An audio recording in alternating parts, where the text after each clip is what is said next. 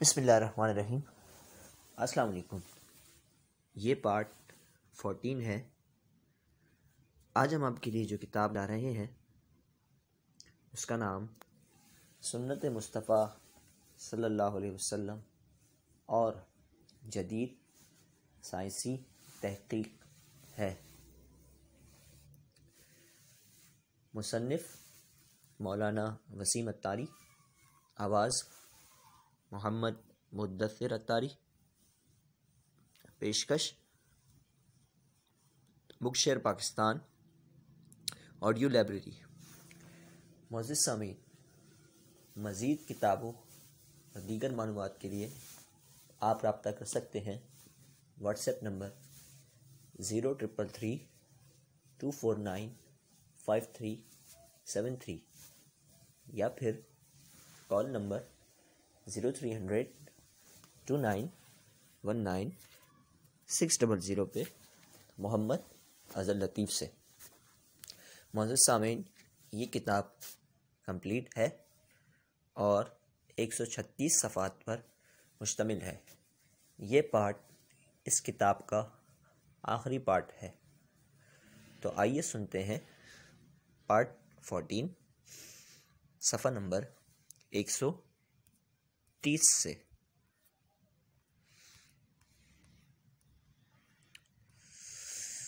اذان بھلائی کی جانب بڑھانے کی آواز اور جدید سائنسی تحقیق۔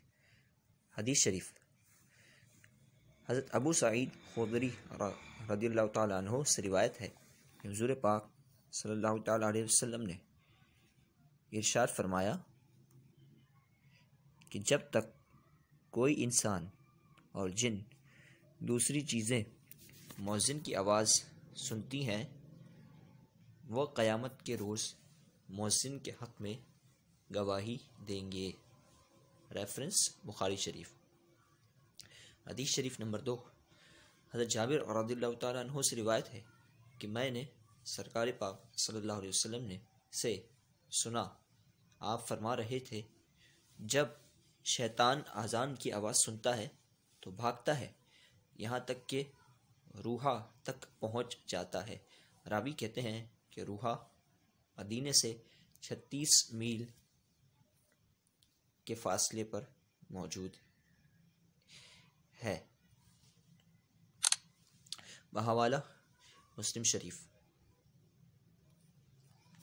حدیث شریف نمبر 3، حضرت عقبہ بن عامر رضی اللہ تعالیٰ عنہ سے روایت ہے کہ سرکار پاک صلی اللہ علیہ وسلم نے ارشاد فرمایا، تمہارے پروردگار کو چرواہے سے بڑا تعجب ہوتا ہے جو پہاڑ کی چوٹی پر اذان دیتا ہے اور نماز پڑھتا ہے۔ خدا تعالیٰ فرشتوں سے فرماتا ہے، میرے اس بندے کی طرف دیکھ جو اذان دے رہا ہے اور نماز پڑھ رہا ہے، یہ مجھ سے ڈرتا ہے، میں اس بندے کو بخشش دوں گا اور اس کو جنت میں داخل کر دوں گا۔ ریفرنس ابو نسائی شریف۔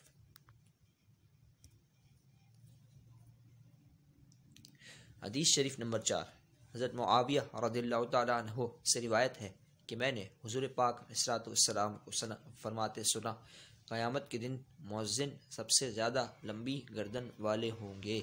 ریفرنس مسلم شریف۔ اذان نماز کی طرف بلانے کا طریقہ ہے۔ اس کا عام مطلب خبردار اور آگاہ کرنا ہے، لیکن شرعاً مخصوص الفاظ کے ساتھ نماز کے وقت کی عام لوگوں کو اطلاع دینے کا نام ہے۔ اذان در حقیقت اصول اسلام کی اشاعت اور اعلان ہے۔ اذان کے ذریعے مسلمانوں کو دور و نزدیک سے اطلاع دی جاتی ہے کہ اب اللہ تبارک و تعالیٰ کو یاد کرنے کا وقت آ گیا ہے، لہٰذا ہر کام چھوڑ کر اللہ کی یاد کی طرف آ جاؤ۔ یہ ایک ایسا طریقہ ہے جس میں کشش اور سادگی ہے، اور مسلمان اذان سنتے ہی مسجدوں میں کھچے چلے آتے ہیں۔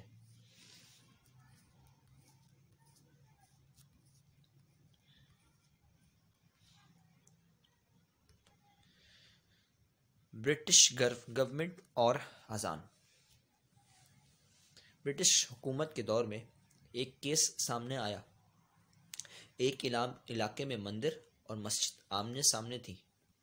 آپ کو معلوم ہے کہ مساجد میں صرف مقررہ اوقات میں ہی اذان کا وقت ہوتا ہے۔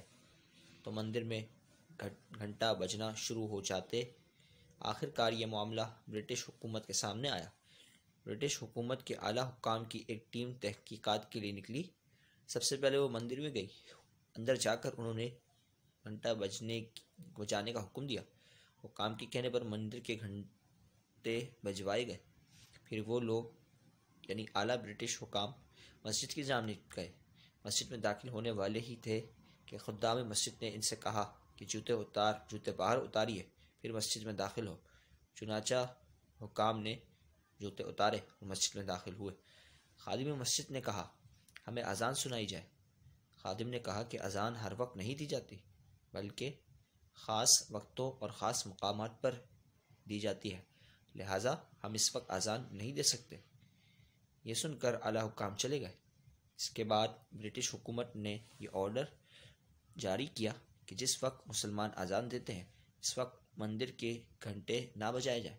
اس طرح مسلمانوں کے حق میں فیصلہ دیا گیا اور اذان کی برکت سے مسلمانوں کو سرخروئی نصیب ہوئی۔ اذان اسلامی شعار ہے۔ اذان اسلامی معاشرے کا شعار ہے۔ اگر خوش الہانی سے دی جائے تو کیف و سرور بھی نصیب ہوتا ہے۔ کسی مذہب میں گھنٹے، کسی مذہب میں ڈھول، کسی مذہب میں گھنٹیاں اور کسی مذہب میں آنکھ روشن کی جاتی ہے، مگر اسلام واحد مذہب ہے جس میں پاک و صاف ہو کر باادب طریقے سے مسلمانوں کو یہ ندا دی جاتی ہے کہ آؤ بھلائی کی طرف، آؤ فلاح کی طرف۔ اچھی نیت اور جدید سائنسی تحقیق۔ نیت کا اثر پھلوں پر بھی ہوتا ہے۔ اچھی نیت اور جدید سائنسی تحقیق۔ حدیث شریف نمبر 1، سرکار دو عالم صلی اللہ علیہ وسلم نے ارشاد فرمایا کہ عملوں کا دار و مدار نیتوں پر ہے۔ ریفرنس بخاری شریف۔ امام بخاری علیہ رحمہ حدیث کے جید اور قداور امام ہیں۔ آپ نے بخاری شریف جیسی کتاب جس میں مستند احادیث کا ذخیرہ موجود ہے، اور یہ کتاب قرآن مجید فرقان حمید کے بعد سب سے بڑی اور مستند مانی جاتی ہے، اتنی معتبر کتاب شروع کرنے کے لیے آپ نے اس حدیث کا انتخاب کیا جو ہم نے اوپر تحریر کی ہے۔ حدیث میں آتا ہے کہ جس موقع اس کا مفہوم یوں ہے کہ جب بندہ کسی نیک کام کی نیت کرتا ہے تو اسی وقت نیکی اس کے لیے لکھ دی جاتی ہے۔ اگر کوئی شخص گناہ کی نیت کرتا ہے گناہ نہیں لکھا جاتا یہاں تک کہ وہ گناہ کر لے۔ معلوم ہوا کہ اچھی نیت کا اجر ملتا ہے اور بری نیت کا گناہ نہیں ملتا جب تک اس پر عمل نہ کر لیا جائے۔ نیت کا اثر پھلوں پر بھی ہوتا ہے۔ نوشیروہ بادشاہ ایک دن اپنے ملک کی سیر کے لیے نکلا۔ سیر کرتے وقت وہ ایک باغ میں پہنچا۔ جب اس نے باغ دیکھا تو باغ کے اندر جانے کا اشتیاق ہوا۔ باغ میں پھلوں کے درخت دیکھے، چنانچہ انار کھانے کا دل ہوا۔ اس نے خادم سے انار منگوایا۔ باغ کے مالی نے انار توڑ کر بادشاہ کو دیا۔ وہ پھل جب بادشاہ نے کھایا تو چونک گیا کہ اتنا میٹھا اور رست دار پھل ہماری مملکت میں موجود ہے۔ یکایک اس نے دل میں ارادہ کیا اس باغ پر قبضہ کر دیا جائے تاکہ ہمارا جب دل چاہے پھل کھاتے رہیں۔ دل میں ارادہ کر لیا تھا۔ اس کے بعد دوبارہ منگوایا۔ جب بادشاہ نے انار کھایا تو بالکل بدمزہ اور بغیر رس والا تھا۔ جب اس نے ایسا دیکھا تو سوچنے لگا ابھی ابھی رس بھرا اور میٹھا پھل تھوڑی دیر میں مزہ بدل گیا۔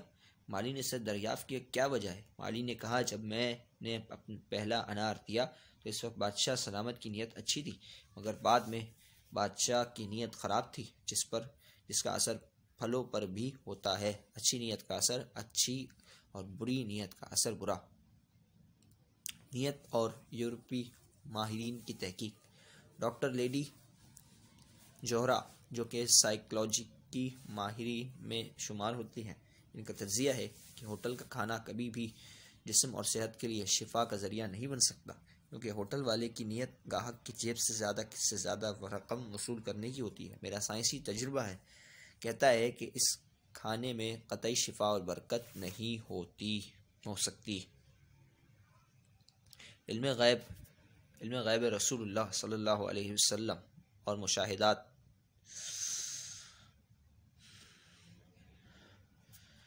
علم غیب رسول اللہ صلی اللہ علیہ وسلم اور جدید تحقیق۔ القرآن، ترجمہ قرآن۔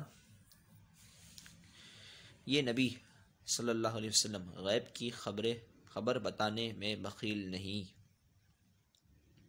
قرآن کی اس آیت سے ثابت ہے کہ سرکار پاک صلی اللہ علیہ وسلم اللہ کی عطا سے غیب کا علم جانتے ہیں۔ اس کے علاوہ غیبی باتوں پر مبنی احادیث اور اس پر تحقیق اور مشاہدات بیان کیے جائیں گے۔ حدیث شریف حضرت ابو ہریرہ رضی اللہ تعالی عنہ کا بیان ہے کہ سرکار پاک صلی اللہ علیہ وسلم نے ارشاد فرمایا کہ جب مال غنیمت کو گھر کی دولت سمجھا جانے لگے، امانتیں مال غنیمت سمجھ کر دبا لیا جائے کریں، زکوٰۃ کو تاوان سمجھا جانا لگے، دینی تعلیم دنیا کے لیے حاصل کی جائے، انسان اپنی بیوی کی اطاعت کرنے لگے، ماں کو ستائے، دوست کو قریب کرے اور باپ کو دور کرے، مسجدوں میں دنیا کی باتوں شور ہونے لگے، قبیلہ خاندان کے سردار بدترین لوگ بن جائیں، کمینے قوم کے حکمران ہو جائیں، انسان کی عزت اس لیے کی جائے کہ وہ شرارت نہ پھیلا دے، گانے بجانے والی عورتیں اس لیے گائیں کہ سامان کی کثرت ہو جائے، شرابیں پی جانے لگے، بعد میں آنے والے لوگ امت کے پچھلے نیک لوگوں پر لعنت کرنے لگے، تو اس زمانے میں سرخ آندھیوں اور زلزلوں کا انتظار کرو، صورتیں مسخ ہو جانے، زمین دھنس جانے اور آسمان سے پتھر برسنے کی بھی منتظر رہو، اور ان عذابوں کے ساتھ دوسری نشانیوں کا بھی انتظار کرو جو پے در پہ اس طرح ظاہر ہوں گی جیسے لڑی کا دھاگا ٹوٹ جائے اور در پہ دانے گرنے لگیں۔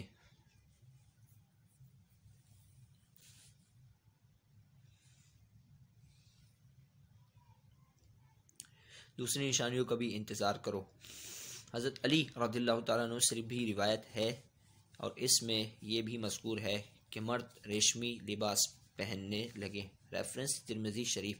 حدیث شریف نمبر 2، حضرت عبداللہ ابن عمر رضی اللہ تعالیٰ عنہما سے روایت ہے کہ سرکار دو عالم صلی اللہ تعالیٰ علیہ وسلم ہماری طرف متوجہ ہوئے اور فرمایا کہ اے مہاجرین، 5 چیزوں میں جب تم مبتلا ہو جاؤ اور خداوند تعالیٰ نہ کرے کہ تم مبتلا ہو تو 5 چیزیں بطور نتیجہ ظاہر ہوں گی۔ پھر ان کی تفصیل فرمائی۔ جب کسی قوم میں کھلم کھلا بے حیائی کے کام ہونے لگے تو ان میں ضرور تعاون اور ایسی بیماریاں پھیلنے لگیں گی جو ان کے باپ داداؤں میں کبھی نہیں ہوئی، اور جو لوگ اپنے مالوں کی زکوٰۃ روک لیں گے ان سے بارش روک لی جائے گی، حتیٰ کہ اگر چوپائے، گائیں، بیل، گدھا، گھوڑا وغیرہ نہ ہو تو بالکل بارش نہ ہو، اور جو قوم اللہ اور اس کے رسول صلی اللہ علیہ وسلم کے عہد کو توڑے گی، خدا تعالیٰ ان پر غیروں میں سے دشمن مسلط کر دے گا اور ان کی بعض مملوکوں کی چیزوں پر قبضہ کرے گا،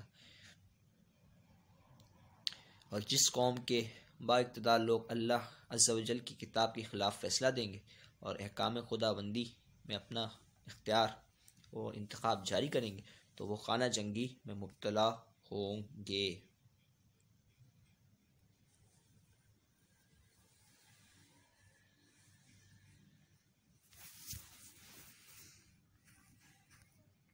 ریفرنس ابن ماجہ شریف۔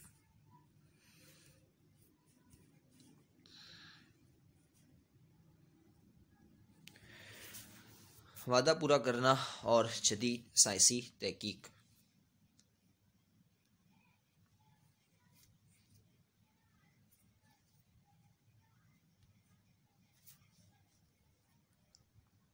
جب کسی مسلمان سے وعدہ کیا جائے تو اسے پورا کیا جائے۔ اللہ عز و جل قرآن مجید میں ارشاد فرماتا ہے، القرآن ترجمہ کنز ایمان، بے شک وعدوں کے بارے میں پوچھا جائے گا۔ پارہ 15 سورہ بنی اسرائیل۔ حدیث شریف نمبر 1، حضرت عبداللہ ابن عمر رضی اللہ تعالیٰ عنہما سے روایت ہے کہ سرکار پاک صلی اللہ علیہ وسلم نے فرمایا، جس میں 4 باتیں ہوں گی وہ خالص منافق ہے، جس میں ان 4 میں سے ایک خصلت ہوگی تو اس میں نفاق کی ایک ہی عادت ہے یہاں تک کہ اس کو چھوڑ دے۔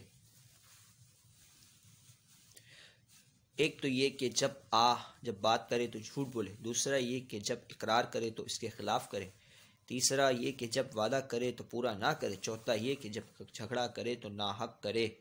ریفرنس مسلم شریف، بخاری شریف، کتاب الایمان۔ جدید تحقیق۔ وعدہ خلافی کرنا ہر کسی کے نزدیک برائی ہے، کیونکہ اس کے بہت سے نقصانات ہیں اور وعدہ پورا کرنے کے فوائد ہیں۔ نمبر 1، وعدہ پورا کرنے پر خوشی ہوتی ہے اور وعدہ خلافی کرنے پر ندامت اور پشیمانی ہوتی ہے۔ وعدہ پورا کرنے سے آپس میں محبت پیدا ہوتی ہے اور وعدہ خلافی کرنے پر نفرت اور بدگمانی پیدا ہوتی ہے۔ وعدہ پورا کرنے والوں کو لوگ پسند کرتے ہیں اور وعدہ خلافی کرنے والے کا وقار ختم ہو جاتا ہے۔ کاروبار میں وعدہ خلافی کرنے والوں کو لوگ کاروباری نہیں سمجھتے۔ دوستی میں وعدہ خلافی کرنے والوں کو بے وفا سمجھا جاتا ہے۔ اچھا اور سچا آدمی اپنے سچے وعدے کی وجہ سے پہچانا جاتا ہے۔ اسلام نے وعدہ خلافی کرنے والے کو منافق قرار دیا ہے۔ الغرض کے سچے وعدے سے انسان پہچانا جاتا ہے۔ اسلام نے ہمیشہ وعدہ خلافی کی مذمت کی ہے۔ لمحہ فکریہ۔ اللہ آپ کے سامنے 101 سنتوں پر سائنسی تحقیق اور ماہرین کے حوالے اور ان کے مضامین جو ریسرچ شدہ ہیں پیش کیے۔ میرے سرکار پاک صلی اللہ علیہ وسلم کی ہر ادا وہ مبارک ادا ہے جس پر مسلمانوں نے تو عمل نہ کیا، مگر موجودہ سائنس نے اس بات کو اقرار کیا کہ مسلمانوں کے نبی صلی اللہ علیہ وسلم کے فرمان، ان کی سنتوں میں اس قدر حکمتیں اور فوائد موجود ہیں کہ اگر انسان اپنا لے تو وہ کبھی بھی برے امراض میں مبتلا نہیں ہوگا، بلکہ گندی بیماریاں کا لگنا درکنار، گندی بیماری اس کے قریب سے بھی نہیں گزرے گی۔ اللہ اکبر۔ اس بات کو آپ تسلیم کریں گے کہ ہمارے آقا صلی اللہ علیہ وسلم نے بدترین کافروں کو جب اپنے کردار سے منوا لیا اور انہوں نے بھی اقرار کیا، جو آج 1400 سال گزرنے کے بعد موجودہ سائنس سے بھی اپنی سنتوں کے فوائد اور برکات منوا لیے، یہ بھی تو کمال مصطفیٰ صلی اللہ علیہ وسلم ہے۔ مگر افسوس، صد افسوس کہ آج کے نوجوان سائنس کے پیچھے دوڑتے ہیں، سائنس کو دیوانگی کی حد تک مانتے ہیں، اس پر مہارت اور جانکاری رکھنے کی دل میں چاہت رکھتے ہیں، سائنسی بات فوراً قبول کر لیں گے، یوں لگتا ہے کہ سائنس کو اپنی زندگی کا حصہ سمجھ بیٹھے ہیں۔ مگر انہی نوجوانوں نے سنت مصطفیٰ صلی اللہ علیہ وسلم کو پسے پشت ڈال دیا ہے۔ سنتوں پر علم عمل کرنے والوں کو تانے دیے جاتے ہیں، سنتوں کا مذاق اڑایا جاتا ہے، معاذ اللہ، نام بگاڑ کر سنتوں پر عمل کرنے والوں کو نام لیے جاتے ہیں، انہیں کم عقل اور بے وقوف سمجھا جاتا ہے۔ امام شریف کو پگڑی تحریر الفاظ بولتے ہیں، معاذ اللہ، سنت بھرے شہنشاہوں والے لباس کو فقیروں کا لباس کہا جاتا ہے۔ کیا یہ افسوس کی بات نہیں کہ ہم سائنسی باتوں کو سچ ماننے، سائنسی علوم سیکھنے کے لیے اولاد کو لاکھوں روپے کی کتابیں خرید کر دیں، خوب محنتیں کریں اور سرکار پاک صلی اللہ علیہ وسلم کی محبت کا جنہوں نے رو کر ہمارے لیے دعائیں کی، پیدا ہوتے ہی امت کی مغفرت کی دعا کی، ساری زندگی صحرا میں، مجلس میں، گھر میں، مسجد میں اور یہاں تک کہ شب معراج آپ صلی اللہ علیہ وسلم نے رب عز و جل کے دیدار کے موقع پر بھی اپنی امت کے لیے مغفرت کی دعائیں کی۔ یہی نہیں بلکہ قبر انور کے اندر بھی آقا صلی اللہ علیہ وسلم ہمارے لیے دعا گو ہیں اور میدان محشر میں بھی ہمارے لیے وسیلہ بخشش بنیں گے۔ کیا ہم پر ان کا اتنا بھی حق نہیں کہ ہم دل و جان سے آپ صلی اللہ علیہ وسلم کی سنتوں کو اپنائیں؟ اگر کوئی شخص امامہ باندھ کر الٹے سیدھے کام کرتا ہے تو امامہ اور داڑھی غلط نہیں، وہ شخص غلط ہے، اس کو ایسا نہیں کرنا چاہیے۔ ان سنتوں کا ادب و احترام کرنا چاہیے، ہمیں کوشش کرنا چاہیے کہ ہم سنتوں کا مذاق نہیں اڑائیں۔ یاد رکھیے کہ امام ملت حضرت امام راضی علیہ رحمہ فرماتے ہیں کہ جو شخص سرکار پاک صلی اللہ علیہ وسلم کی کسی سنت کا مذاق اڑائے گا، خوف ہے کہ وہ بے ایمان مرے گا، یعنی کفر پر مرے گا۔ آپ کو سن کر حیرت ہوگی کہ غیروں نے آج سرکار پاک صلی اللہ علیہ وسلم کی سنتوں پر تحقیق کر اس پر عمل کرنا شروع کر دیا ہے۔ اے میرے بھائیوں، آج ہم سب مل کر یہ عہد کریں، جس قدر ہو سکے گا حضور پاک صلی اللہ علیہ وسلم کی سنتوں پر عمل کریں گے، انشاءاللہ عز و جل دنیا کی پرواہ نہیں کریں گے، کیونکہ حضور صلی اللہ علیہ وسلم کی سنتیں رنج و غم کا علاج ہیں، بیماریوں کی دوا ہے، حکمتوں کی برسات اور برکتوں کا دریا ہے، دنیا میں عزت کا ذریعہ ہے، بلاؤں سے چھٹکارا ہے، آخرت میں بخشش کا سرمایہ ہے، اللہ عز و جل کے قرب کا ذریعہ ہے، سرکار پاک صلی اللہ علیہ وسلم کی رضا کا باعث ہے، صحابہ کرام علیہم الرضوان کی محبت کا ثبوت ہے، الغرض کے ایمان کی حفاظت کا نسخہ ہے۔ اے اللہ تبارک و تعالی ہمیں سرکار دو عالم صلی اللہ تعالی علیہ وسلم کی سنتوں پر عمل کرتے ہوئے زندگی گزارنے کی توفیق عطا فرما، اور اسی پر ہمیں موت عطا فرما، آمین ثم آمین بجاہ النبی الامین صلی اللہ تعالی علیہ وسلم۔ الفقیر محمد شہزاد قادری ترابی، 24 ذوالحجہ 1423 سن ہجری بمطابق 26 فروری 2003 بروز بدھ۔ معزز سامعین، یہ کتاب یہاں کمپلیٹ ہوتی ہے، اور یہ کتاب آج یہاں اپنے اختتام پر پہنچی۔ سنت مصطفیٰ صلی اللہ علیہ وسلم اور جدید سائنسی تحقیق 14 صفحات 14 پارٹس پر مشتمل ہے، جو کہ تقریباً 136 صفحات پر مشتمل ہے۔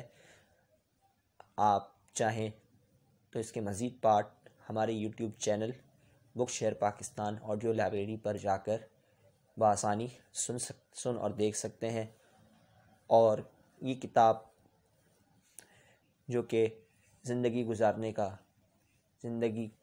اور حضور صلی اللہ علیہ وسلم کی سنتوں پر عمل کرنے کا ایک بہترین ذریعہ ہمارے سامنے الحمدللہ ہم نے اس کو سنا۔ ہمیں چاہیے کہ ہم خود بھی اس کتاب میں درج کی جانے والی حکایتوں پر، حضور پاک علیہ السلام کی احادیث مبارکہ پر، زندگی کے ہر وہ پہلو پر جس کو نمایاں کیا گیا اس پر عمل کریں، چاہے وہ حقوق العباد کے حوالے سے ہو، چاہے وہ اپنی زندگی سنوارنے کے حوالے سے ہو، چاہے وہ کھانا پکانے کے حوالے سے ہو۔ الغرض یہ کہ زندگی کے ہر معاملے میں ہمیں رہنمائی ملی، اور اس کتاب میں بخوب انداز میں حضور پاک علیہ السلام کی زندگی گزارنے کے معاملات کے حوالے سے تمام سنتوں کا ذکر کیا گیا۔ A to Z ہم نے اس کتاب کا مطالعہ کیا، اور 14 پارٹس میں یہ کتاب مکمل ہوئی۔ ہمیں چاہیے کہ اس پر عمل کریں، اور کتاب پسند آنے کی صورت میں اسے دوسروں کے ساتھ بھی شیئر کریں۔ ہمارے چینل کو لائک اور سبسکرائب کرنا نہ بھولیے، اور اسے دوسروں کے ساتھ بھی ضرور ثواب کی نیت سے شیئر کریں۔ کیا پتہ آپ کا شیئر کرنا کسی کے لیے اس کی زندگی اچھی گزارنے کا باعث بن جائے، اور یہ آپ کے لیے بھی ثواب کا ذریعہ بن جائے۔ ہمیں بھی اپنی دعاؤں میں ضرور یاد رکھیے گا۔ باواز محمد مدثر، والسلام ورحمۃ اللہ۔